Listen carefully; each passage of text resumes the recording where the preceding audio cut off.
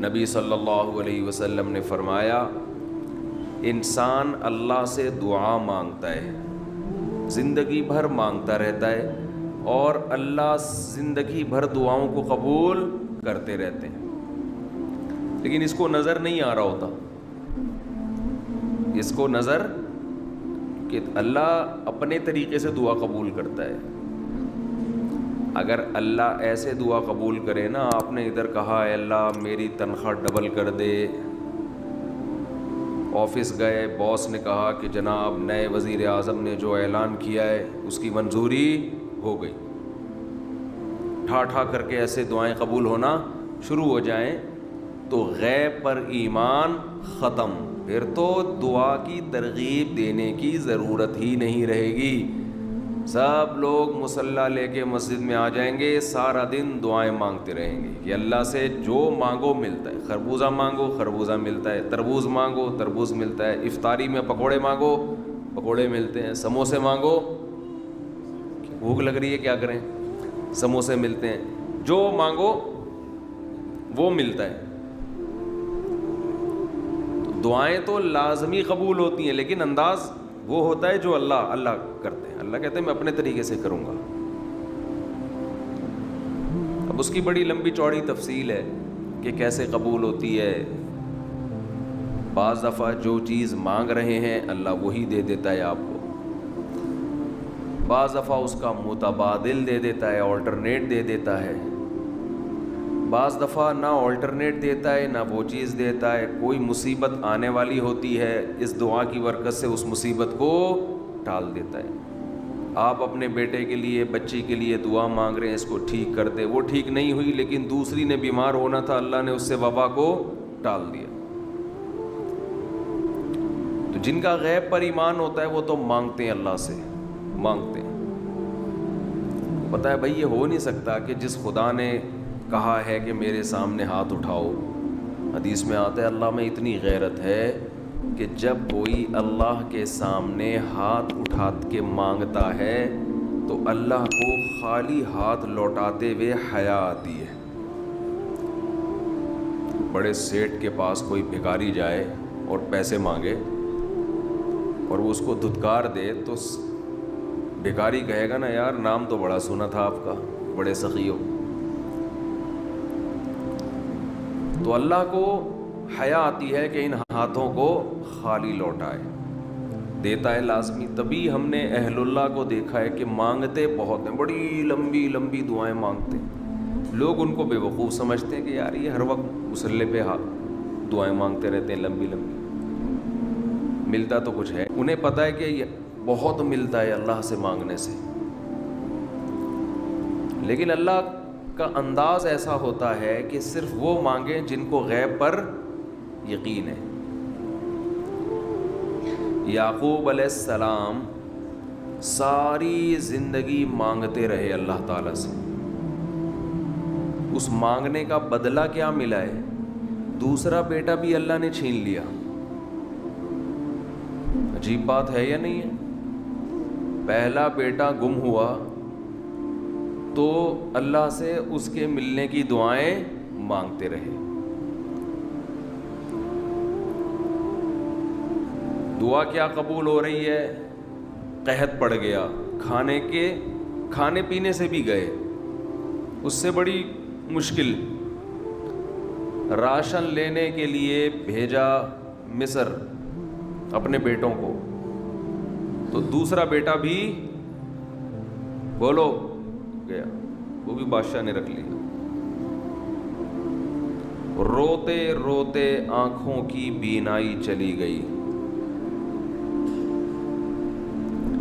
آپ کی اولادیں آپ سے کیا کہنے لگی ہیں؟ تاللہ تفتأ تذکر یوسف، اللہ کی قسم آپ یوسف کو ابھی تک یاد رکھا ہوا ہے۔ حتی تکون حرضا او تکون من الہالکین، آپ کی جان نہ چلی جائے۔ تو زبان سے یہ نہیں کہا کہ میں اللہ سے مانگ مانگ کے تھک گیا ہوں لیکن اللہ دینے کے لیے تیار نہیں ہے، میرا تو دوسرا بیٹا بھی گیا۔ جب دوسرا بیٹا بھی گیا ہے نا، اس وقت یہ الفاظ کہیں کہ آنکھوں کی بینائی چلی گئی، گھر والے کہنے لگے کیا آپ کو ابھی تک یاد ہے؟ کچھ چیزیں غیر اختیاری ہوتی ہیں، اپنے اختیار سے غم کو سوچنا یہ شریعت میں جائز نہیں ہے، لیکن کچھ چیزیں انسان کے اختیار میں نہیں ہوتی۔ وہ غم جو آپ کے اختیار میں نہیں ہے اس پہ آپ کو گناہ نہیں ملتا، بلکہ صبر پہ ثواب ملتا ہے۔ شریعت میں حکم یہ ہے کہ غم کو بھول جاؤ، اس کو ایک ہی چیز کو لے کے مت بیٹھے رہو۔ لیکن حضرت یعقوب علیہ السلام کو اپنے بیٹے سے اتنی محبت، ظاہر ہے اس بیٹے میں بہت ساری خصوصیات تھیں، وہ جانتے تھے کہ اللہ ان کو پیغمبر بنائے گا، کہ اتنے عرصے کے بعد بھی آپ کے دل سے غم نہیں نکلا، لیکن اس غم کو لے کر زندگی گزار دی، کسی کے سامنے اللہ کی شکایت نہیں کی کہ میرے ساتھ کیا ہو رہا ہے۔ اور دعا قبول کیسے ہو رہی ہے کہ دوسرا بیٹا بھی گیا، بیٹوں نے آ کے بتایا کہ آپ کے بیٹے نے چوری کی تھی جس کی وجہ سے بادشاہ نے اس کو رکھ لیا۔ قال بل سولت لکم انفسکم امرا، باپ نے کہا تم نے جیسے پہلے ایک کہانی گڑھی تھی دوبارہ سے ایک کہانی گڑھ لی ہے۔ حالانکہ اس دفعہ بیٹے سچ بول رہے تھے، چوری تو نہیں کی تھی لیکن الزام لگا تھا چوری کا۔ تو یعقوب علیہ السلام نے دوسرے بیٹے کے جانے پہ ایک لفظ ناشکری کا زبان سے نہیں نکالا، بلکہ کیا کہا؟ انما اشکو بثی وحزنی الی اللہ وَأَعْلَمُ مِنَ اللَّهِ مَا لَا تَعْلَمُونَ، میں اپنا غم تمہارے سامنے بیان نہیں کرتا، صرف اللہ کے سامنے بیان کرتا ہوں، اور اللہ کے بارے میں وہ کچھ جانتا ہوں جو تم نہیں جانتے۔ کیا مطلب؟ وہ مجھے تسلی دے رہا ہے، اس میں خیر ہوگی، ہمارا کام ہے مانگنا، ہم بھکاری ہیں۔ یہ تو ملحد اور خدا کے منکر لوگ ہیں جو مسلمانوں کا مذاق اڑاتے ہیں کہ یہ دعائیں مانگتے ہیں اور ان کو ملتا کچھ نہیں ہے۔ او بھائی ہمیں اس سے غرض ہی نہیں ہے کہ رب کیسے دے رہا ہے، ہمیں اس نے پابند بنا دیا مانگو، تو ہمیں اہل اللہ کو تو مزہ اس سے آتا ہے کہ اس نے ہمیں بول دیا مانگو، وہ نہ بھی دے، مانگنا ہی ہمارے لیے سب کچھ ہے۔ تو میں جو بات عرض کر رہا تھا وہ یہ تھی کہ یعقوب علیہ السلام مانگتے رہے، پھر دوسرا بیٹا بھی چھن گیا، تو کوئی لفظ مایوسی کا زبان سے نہیں نکالا۔